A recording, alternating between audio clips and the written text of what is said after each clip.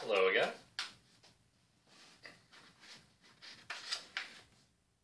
Now, I'm going to continue on in our reading. I'm going to start at page 41. And we last left off talking about the monkeys. They never meant to do any more. The Banderlog never mean anything at all, but one of them invented what seemed to him a brilliant idea. And he told all the others that Mowgli would be a useful person to keep in the tribe, because he could weave sticks together for protection from the wind. So if they caught him, they could make him teach them. Of course, Mowgli, as a woodcutter's child, inherited all sorts of instincts. He used to make little huts of fallen branches, without thinking how he came to do it. And the monkey people, watching in the trees, considered his play most wonderful. This time, they said, they were really going to have a leader and become the wisest people in the jungle. So wise that everyone else would notice and envy them.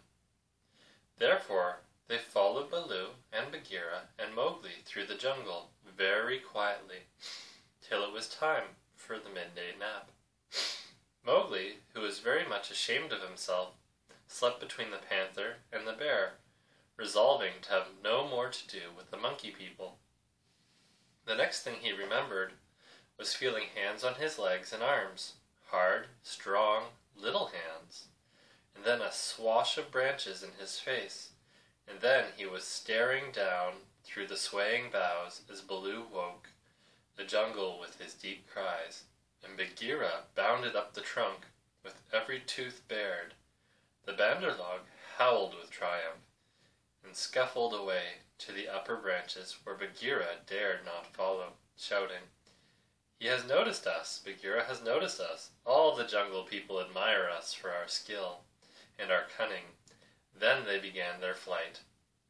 And the flight of the monkey people through Treeland is one of the things nobody can describe.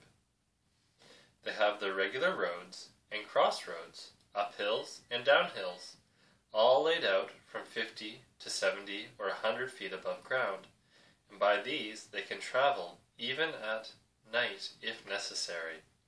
Two of the strongest monkeys caught Mowgli under the arms and swung off with him through the treetops, 20 feet at a bound.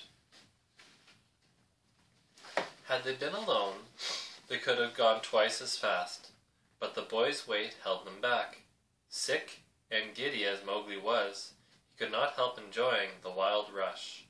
Through the glimpses of earth far below down frightened him, and a terrible check and jerk at the end of the swing over nothing but empty air brought his heart between his teeth. His escort would rush him up a tree till he felt the thinnest topmost branches crackle and bend under them, and then with a cough and a whoop would fling themselves into the air, outward and downward, and bring up hanging by their hands or their feet to the lower limbs of the next tree. Sometimes he could see for miles and miles across the still green jungle, as a man on the top of a mast can see for miles across the sea. And then the branches and leaves would lash him across the face, and he and his two guards would almost be down to the earth again. So bounding and crashing, whooping and yelling, the whole tribe of Banderlog swept along the tree roads with Mowgli their prisoner. For a time he was afraid of being dropped. Then he grew angry, but knew better than to struggle. Then he began to think.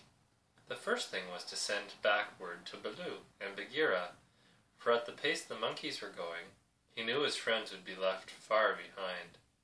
It was useless to look down, for he could only see the top sides of the branches, so he stared upward and saw far away, in the blue, chill, the kite balancing and wheeling as he kept watching over the jungle, waiting for things to die. Chill saw the monkeys were carrying something, and dropped a few 100 yards, to find out whether their load was good to eat. He whistled with surprise when he saw Mowgli being dragged up to a tree-top, and heard him give the kite call for, "We be of one blood, thou and I." The waves of the branches closed over the boy, but Chil balanced away to the next tree in time to see the little brown face come up again. "Mark my trail," Mowgli shouted. "Tell Baloo of the Seeonee pack, and Bagheera of the Council Rock." "In whose name, brother?" Chil had never seen Mowgli before, though of course he had heard of him. "Mowgli, the frog, man-cub they call me. Mark my trail." The last words were shrieked as he was being swung through the air, but Chil nodded and rose up till he looked no bigger than a speck of dust. And there he hung, watching with his telescope eyes the swaying of the treetops as Mowgli's escort whirled along. "They never go far," he said with a chuckle. "They never do what they set out to do. Always pecking at new things are the Bandarlog. This time, if I have any eyesight, they have pecked down trouble for themselves, for Baloo is no fledgling, and Bagheera can, as I know, kill more than goats." So he rocked on his wings, his feet gathered up under him, and waited. Meantime Baloo and Bagheera were furious with rage and grief. Bagheera climbed as high as he had never climbed before, but the thin branches broke beneath his weight, and he slipped down, his claws full of bark. "Why didst thou not warn the man-cub?" he roared to poor Baloo, who had set off at a clumsy trot in the hope of overtaking the monkeys. "What was the use of half-slaying him with blows if thou didst not warn him? Haste, oh haste! We may catch them yet," Baloo panted. "At that speed? It would not tire a wounded cow. Teacher of the law, cub-beater. A mile of that rolling to and fro would burst thee open. Sit still and think. Make a plan. This is no time for chasing. They may drop him if we follow too close. Aroola! Woo! They may have dropped him already, being tired of carrying him. Who can trust the Bandarlog?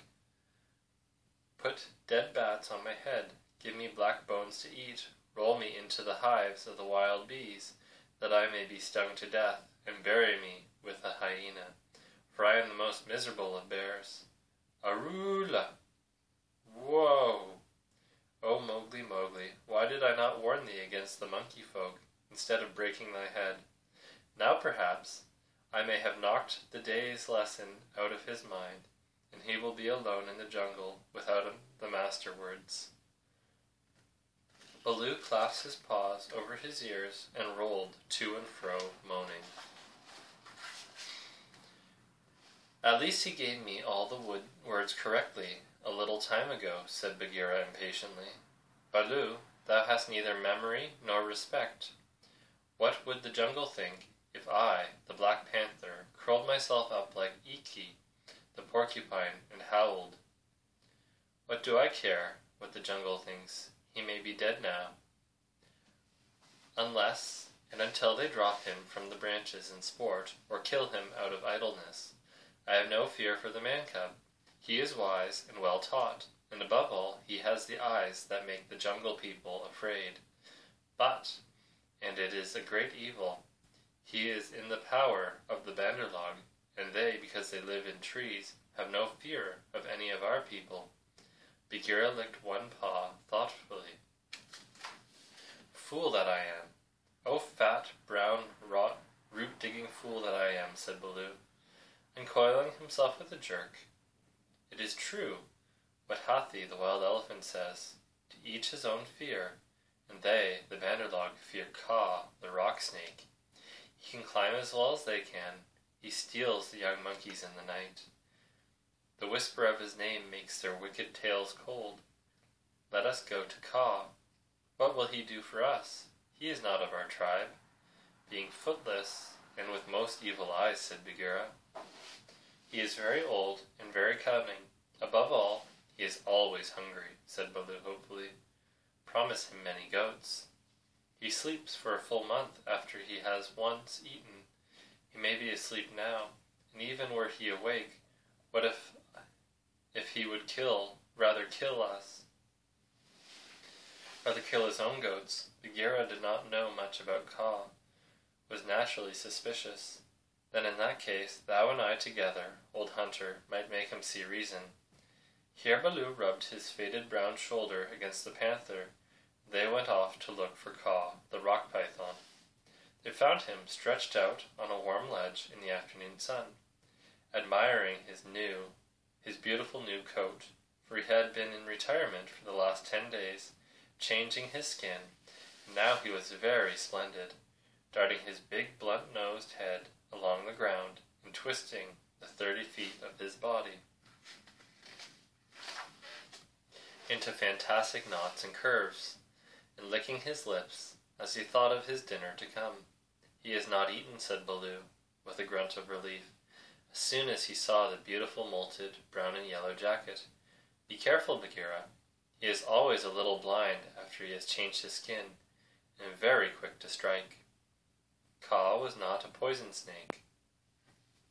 In fact, he rather despised the poison snakes as cowards, but his strength lay in his hug, and when he had once lapped his huge coils around anybody, there was no more to be said. "Good hunting!" cried Baloo, sitting up on his haunches. Like all snakes of his breed, Kaa was rather deaf, and did not hear the call at first. Then he curled up, ready for any accident, his head lowered. "Good hunting for us all," he answered. "Oho, Baloo, what dost thou do here?" "Good hunting, Bagheera. One of us at least needs food. Is there any news of game afoot, a doe now, or even a young buck? I am as empty as a dried well." "We are hunting," said Baloo carelessly. He knew that you must not hurry Kaa. He is too big. "Give me permission to come with you," said Kaa. "A blow more or less is nothing to thee, Bagheera or Baloo, but I have to wait and wait for days in a wood path and climb half a night on a mere chance of a young ape. Pshaw, the branches are not what they were when I was young. Rotten twigs and dry boughs, are they all?" "Maybe thy great weight has something to do with the matter," said Baloo. "I am a fair length," said Kaa, with a little pride. "But for all that, it is the fault of this new-grown timber. I came very near to falling on my last hunt, very near indeed, and the noise of my slipping, for my tail was not tight wrapped around the tree, waked the Bandarlog, and they called me most evil names." "Footless, yellow earthworm," said Bagheera under his whiskers, as though he were trying to remember something. "Sssss! Have they ever called me that?" said Kaa. "Something of that kind. It was that they shouted to us last moon, but we never noticed them. They will say anything, even that thou hast lost all thy teeth, and will not face anything bigger than a kid, because they are indeed shameless, these Bandarlog, because thou art afraid of the he-goat's horns," Bagheera went on sweetly. Now a snake, especially a wary old python like Kaa, very seldom shows that he is angry, but Baloo and Bagheera could see the big, swallowing muscles on either side of Kaa's throat ripple and bulge. "The Bandarlog have shifted their grounds," he said quietly. "When I came up into the sun today, I heard them whooping among the treetops. It is the Bandarlog that we follow now," said Baloo, but the word stuck in his throat, for that was the first time in his memory that one of the jungle people had owned to being interested in the doings of the monkeys. "Beyond doubt, then it is no small thing that takes two such hunters, leaders in their own jungle. Am I certain? On the trail of the Bandarlog?" Kaa replied courteously, as he swelled with curiosity. "Indeed," Baloo began, "I am no more than the old and sometimes very foolish teacher of the law to the Seeonee wolf cubs, and Bagheera here is Bagheera," said the Black Panther, and his jaws shut with a snap, for he did not believe in being humble. The trouble is this Kaw. Those nut stealers and pickers of palm leaves have stolen away our man-cub, of whom thou hast perhaps heard. I heard some news of Ikki. His quills make him presumptuous. Of a man-thing, that they entered into the wolf pack, but I did not believe. Ikki is full of stories, half heard, and very badly told. But it is true. He is such a man-cub as never was, said Baloo, the best and wisest and boldest of man-cubs, my own pupil, who shall make the name of Baloo famous through all the jungles. And besides, we love him, Kaa. Tis, tis, said Kaa, shaking his head to and fro. I also have known what love is. There are tales I could tell that. The need is clear, night when we are all well fed, to praise properly, said Bagheera quickly. Our man-cub is in the hands of the Bandar log now, and we know that of all the jungle people, they fear Kaa alone. They fear me alone. They have good reason, said Kaa, chattering foolish. Vain, vain, foolish, and chattering are the monkeys, but a man-thing in their hands is in no good luck. They grow tired of the nuts they pick and throw them down.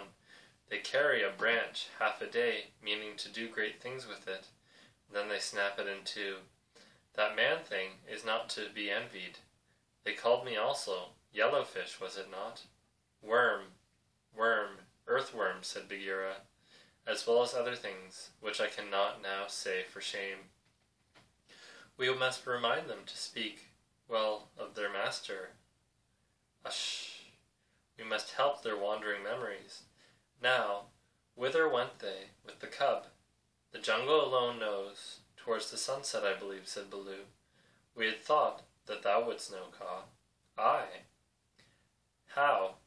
I take them when they come in my way, but I do not hunt the Bandar log, or frogs, or green scum on the water-hole, for that matter.